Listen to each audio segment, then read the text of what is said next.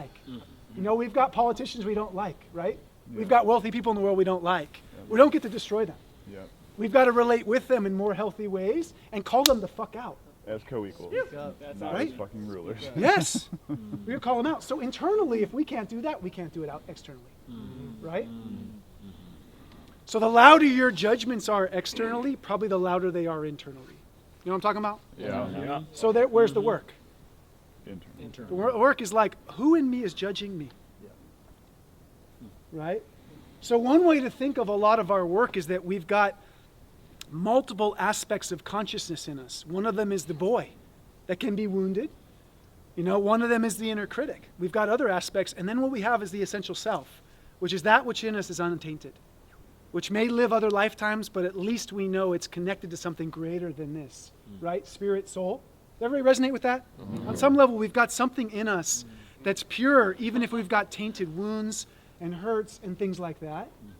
Our work is to align with that most often and be able to look at the other places in us, like Saul was brilliantly bringing up, right? To start looking at and questioning some of these shadow aspects in us that act out, but that hijack our consciousness.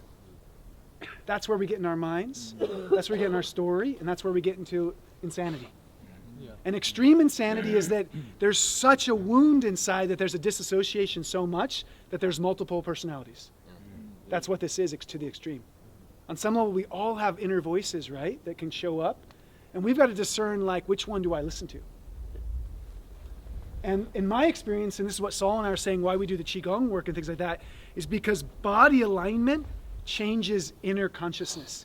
It changes my ability to find, like, the place in me that's the essential self.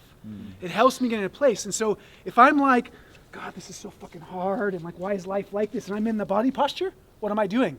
I'm creating a chemical vortex of that to keep going. It's going to keep recycling. It's going to keep being that way. You guys know what I'm talking about? Yeah. If I'm like, you're a fucking bitch. What's wrong with you, fucking bitch? What am I? I'm locked in that particular thing. And it's going to just keep escalating. Rather than like, fuck, I'm so angry and I'm turning it out at you. Whew. That place in me is dangerous. Yeah. Big difference between those. I'm catching it. I'm owning it. I'm not making it wrong. I may need to express it more. I need to move it. But if I try to do it that way, I get intoxicated by it. Is this resonating? Yes. Yeah. So that's our powerful work. All of us is we're sobering up from the wounds and unconscious places in us that hijack our consciousness and take us out of the true being that we are, the true gold of our being, which everyone has, sometimes just more clouded.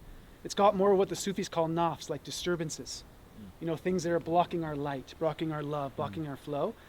And part of this work is that we're doing it collectively, not just individually, right? And the more each one of us opens that individually, we help it be easier collectively. So that's why, like, any piece of work that we do, like what you just opened to, benefits everybody on some level. And that's probably our only hope for humanity, if we get really real, right? 100%. Most of us popping open and getting that real and resonating with others and supporting that happening on a greater and greater collective level, which is what we're doing. Thanks for hearing me rant. Yo!